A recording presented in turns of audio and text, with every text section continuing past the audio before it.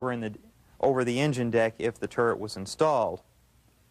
This is the four-cylinder power plant that we removed from the tank. It had a total power output of approximately 39 horsepower. This engine represented state-of-the-art in internal combustion technology. The reliability of the tank, coupled with its reasonable ammunition supply, would allow the tank to operate out to a radius of about 35 miles.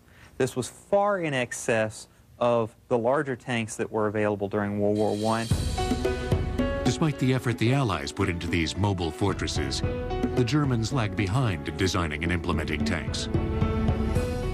That was smart because tanks are offensive weapons, and for the most part on the Western Front, Germany was on the defense. The World War I tanks were useless in defense. As significant a technological accomplishment as the tank was, its impact was limited, not because it wasn't effective, but because no one knew how to exploit it. Tactical use of the tank within a limited battle or skirmish hadn't yet been fully conceived because the tank was such a new concept.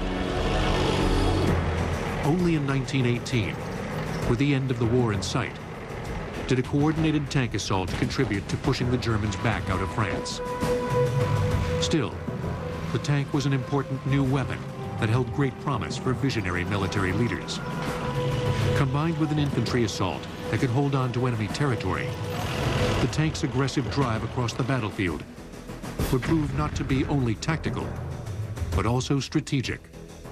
Decisive, not just in an individual battle, but as part of an overall plan of attack to permanently defeat an enemy. But its greatest military contribution would be realized in the next world conflict.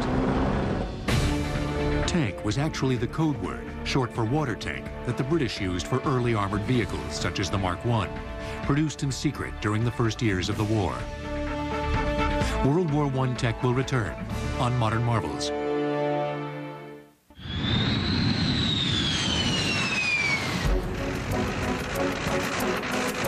The first war in which air superiority played a role in tactical, if not strategic thinking, was World War I.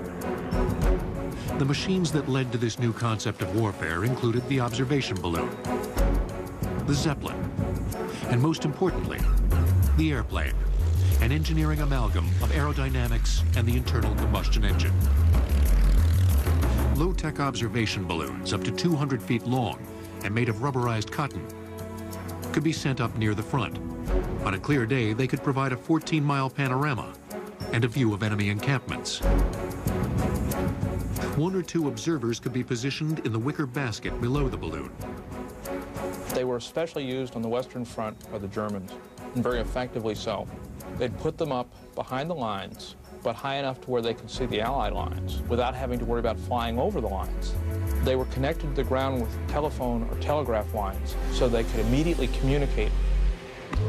Trench warfare effectively eliminated horse-mounted cavalry reconnaissance because there were no flanks to skirt in order to observe the enemy.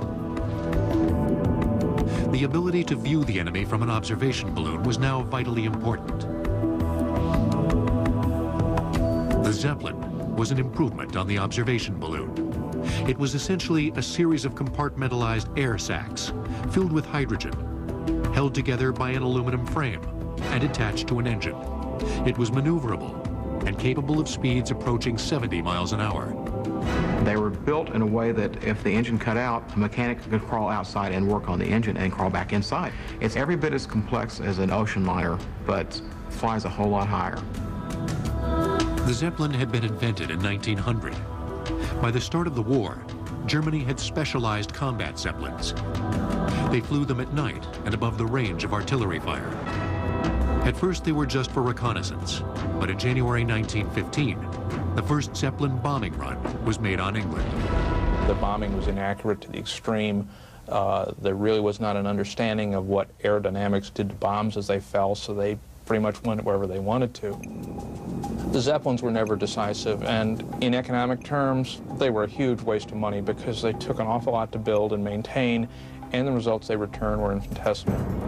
They were also a danger to the crew. Zeppelins were full of buoyant but highly flammable hydrogen. If something were to shoot the Zeppelin with an incendiary bullet, the whole thing could flame up and crash. The biggest threat to the Zeppelin would be the airplane, which would ultimately fly higher, faster, and better than any dirigible.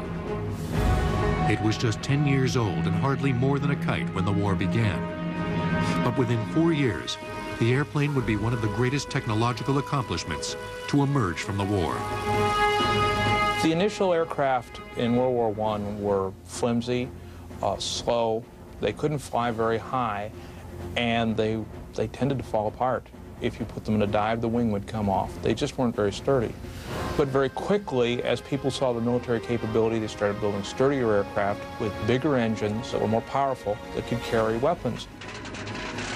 Like balloons, planes were used mostly in conjunction with cameras and made their greatest wartime contribution as reconnaissance craft.